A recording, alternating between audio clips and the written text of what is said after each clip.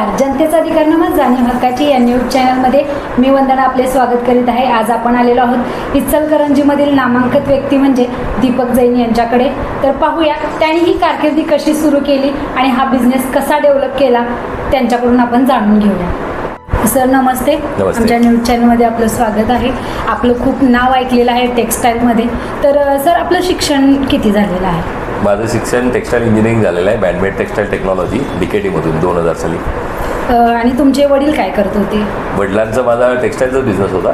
त्यांनी वायडिंगचे काम करत होते, रिवायडिंगचे काम असते टेक्स्टाईलमध्ये, ते करत होते. त्यांचं आणि तुमच्या कामामध्ये खूप असं अंतर आणि तफावत आहे, त्याबद्दल तुम्हाला काय वाटतं? त्यांचं काम एक जॉब वर्क टाईपचं काम होतं आणि माझं पूर्ण सर्व्हिस ओरिएंटेड बिझनेस आहे माझा आणि कन्सल्टन्सीचा बिझनेस आहे. आम्ही लोकांना म्हणजे टेक्निकल गायडन्स वगैरे पण देतो, डिझायनिंग क्रिएट करतो आम्ही नवीन येणाऱ्या टाईममध्ये कोणत्या डिझाईन मार्केटला चालणार आहेत त्याचा आमचा विजन असतो स्वतःचा, त्याचं आमचं रिसर्च टीम असते आणि ते आम्ही बनवून पुढं ते सप्लाय करत असतो पार्टनरने. ज्यावेळेला तुमचं कॉलेज झालं त्यावेळेला तुम्ही सुरुवात इथूनच केली की दुसरीकडे कुठे आधी जॉब केला? कॉलेज संपल्यानंतर मी आलोक इंडस्ट्रीज म्हणून एक वापीला इंडस्ट्री आहे, तिथं मी ॲज अ प्रोडक्शन इन्चार्ज म्हणून काम केलं होतं. त्यानंतर मी 1.5 वर्षांनी इचलकरंजीला आलो आणि इचलकरंजीला आल्यानंतर मी डायरेक्ट हा बिझनेस स्टार्ट केला माझा डिझायनिंग. कमी वेळात तुम्ही रिटर्न इचलकरंजीमध्ये आला आणि तुमचा बिझनेस स्टार्ट केला. ज्या वेळेला तुम्ही बिझनेस स्टार्ट केला त्यावेळेला कधी असं वाटलं नाही की अरे एक पोस्ट मला अजून मोठी मिळाली असती, एक चांगल्या कंपनी? तसा सुरुवातीला आम्ही ह्या बिझनेसमध्ये म्हणजे भरपूर स्ट्रगल केले मी ह्या बिझनेसमध्ये सुरुवातीला, पण डे बाय डे नंतर मला कळायला लागले की मला हाच बिझनेस करायला पाहिजे, कारण हा प्युअर टेक्निकल बिझनेस होता. जे मी एज्युकेशन केले त्याचा मला जास्तीत जास्त यूज येत होता. म्हणून आम्ही जेवढे पण यात प्रॉब्लेम आले आम्ही यात मागं सरकलो आणि कंटिन्यू या कामाला वाढवत गेलो डे बाय डे. म्हणजे तुमचा संयम ह्या ठिकाणी कामी आला असं तुम्हाला म्हणायचं आहे. तर सर हा बिझनेस तुम्ही करत असताना वडिलांचा एक वेगळा बिझनेस आणि तुमचा वेगळा, तुम्ही वायडिंगमध्ये न जाता टेक्स्टाईलमध्ये तुम्ही डिझायनर म्हणून हे काम करत आहात, तर घरातून तुम्हाला असं कितपत सहमत होते? घरातल्यांचाच सपोर्ट होता. त्यांनीच मला पूर्ण एज्युकेशन करण्यापर्यंत वडिलांचा मला पूर्ण सपोर्ट होता की तू जास्तीत जास्त जेवढं शिकू शकतोस ते शिक आणि ह्याच्यामध्ये चांगल्या कंपनीमध्ये जॉब कर किंवा स्वतःचं काहीतरी काम यामध्ये चालू कर. हा सपोर्ट त्यांचाच आहे. म्हणजे मी त्यांना माझा आयडल पर्सनच मानतो या लाईनचं. अरे वा, खूप छान. म्हणजे या ठिकाणी तुमच्या वडिलांना तुम्ही त्यांनाच इन्स्पिरेशन मानतो. मला इन्स्पिरेशनसाठी काही कुठं बाहेर जायची गरज पडली नाही. इन्स्पिरेशन माझ्या घरातच होतं. अरे वा, म्हणजे तुम्ही जो बिझनेस चालू केला यात सपोर्ट खूप छान मिळाला. तर ज्यावेळेला तुम्ही ही सुरुवात केली एकट्याने केली किंवा तुमच्या सोबतीला कोण होतं? माझ्या सोबतीला कोण नव्हतं. हा बिझनेस मी डायरेक्ट स्वतः स्टार्ट केला. तरी साधारण या बिझनेसमध्ये ह्या बिझनेसला मला आता आज 22 वर्ष झाली जवळजवळ. 2002 आम्ही फर्स्ट टाइम हे काम चालू केलं होतं या फर्मच्या खाली. रूपरंजन नावाची माझी फर्म आहे. 2002 पासून आम्ही चालू केले. आज 2024 म्हणजे 22 वर्ष झाली आम्हाला जवळजवळ या बिझनेसमध्ये. खूप छान. ही बिझनेस करत असताना मग यावेळेला तुमच्या मिसेस यांचा काय सपोर्ट होता तुम्हाला? माझं ज्यावेळी लग्नानंतर असं म्हणू शकतो की घरातल्या रिलेटेड काही पण काम असतील तर ते मला कधी बघायला लागले नाही.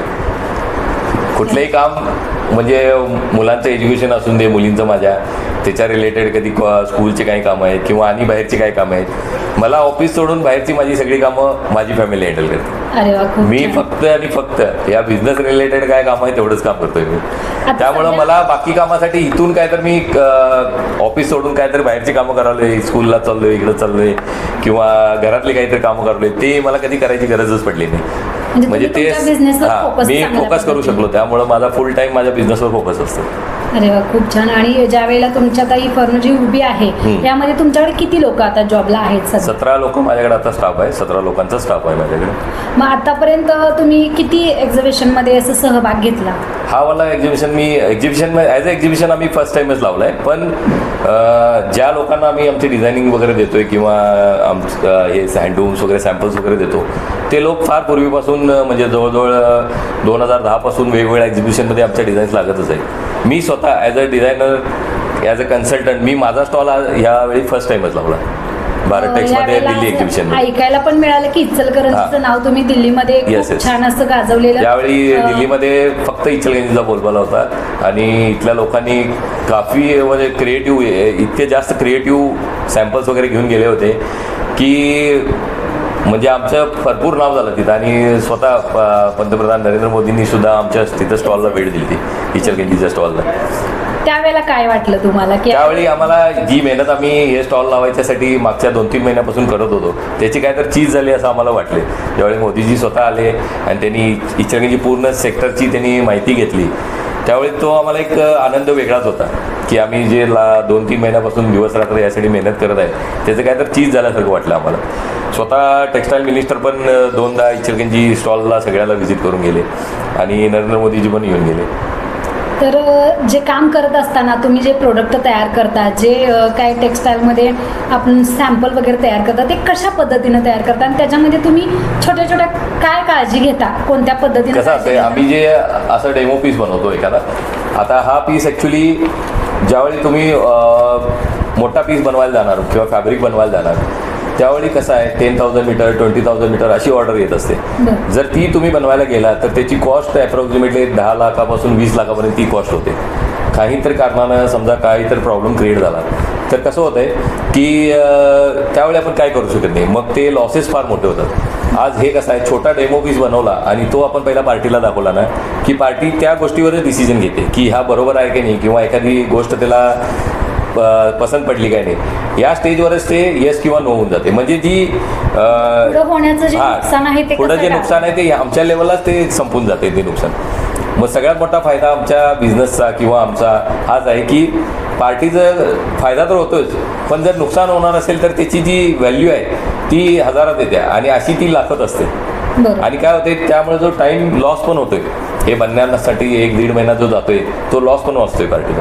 आमच्या लेवलवरच माहीत पडते चुकले किंवा बरोबर आहे किंवा पार्टीला पसंत पडलं नाही तर ह्या स्टेजवरच आम्ही पुन्हा चेंज करून नवीन काहीतरी बनवतो.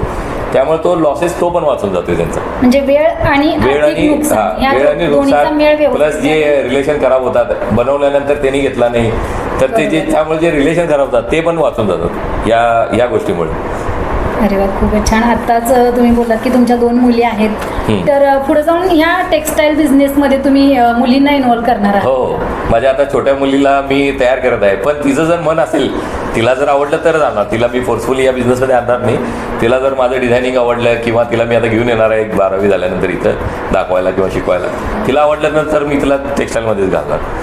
आता माझी मोठी मुलगी IT मध्ये आहे पण छोट्या मुलगीचा माझा मूड आहे की मी तिला इथं आणावं. म्हणजे तुमचा बिझनेस कोणीतरी पुढे चालवावा. आणि तसं पण नाही चालला तर आम्ही ऑलरेडी आता इतक्या लोकांना रोज ट्रेन करायला होतं. डे बाय डे आम्ही नवीन लोकांना इथं ट्रेन करत आहे. त्यामुळे माझं असं काही नाही की तो माझ्यापुरताच राहावा, हे नॉलेज आमच्यापुरतं राहावं. आम्ही डे बाय डे नाही केला तरी पण तयार करणार बिझनेसला जिवंतपणा देतात. येस ही रूपरजत फर्म ही कायमस्वरूपी राहणार इचलकरंजी. ती भले ओनर मी राहो किंवा आणि कोण दुसरा राहो ही कंटिन्यू राहणार आणि अशीच सर्व्हिस देत राहणार ही लोकांना. अरे वा, खूपच छान. की आता आपण ऐकलेलं आहे की आपलाच वारस करो किंवा न करो पण आपला जो बिझनेस आहे तो कशा पद्धतीनं पुढे चालावा हे आता जस्ट सरांनी सांगितलं की आपण कसं करतो की आपल्या कुटुंबातील एखाद्या व्यक्तीलाच आपण त्या बिझनेससाठी इन्व्हॉल्व करतो. पण या ठिकाणी सरांनी खूप एक छान मोलाचा संदेश दिलेला आहे की आपल्या फॅमिलीतला कोणी मेंबर नसून इतरांना आपण कसं तयार केलं पाहिजे जेणेकरून एक मेंबर तयार करून एक बिझनेस एका घरात न राहता अनेक घरामध्ये जाऊन आपला बिझनेस जिवंत कसा ठेवायचा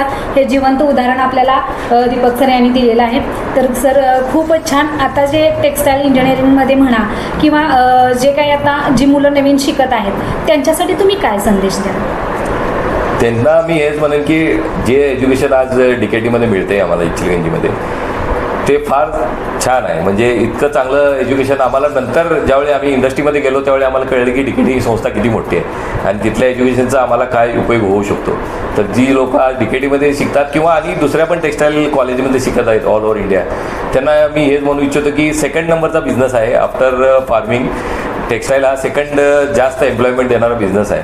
तर त्याच्यामध्ये त्यांनी जेवढं जास्त लक्ष देतील तेवढं त्याच्यामध्ये त्यांना फायदा होणार त्या गोष्टीचा. त्यांनी जॉब पण करू शकतात किंवा माझ्यासारखा स्वतःचा बिझनेस पण त्यांनी उभारू शकतात आणि टेक्निकल नॉलेज असेल तर हा बिझनेस आणि चांगल्या प्रकारे त्यांनी रन करू शकतात कोण पण माणूस.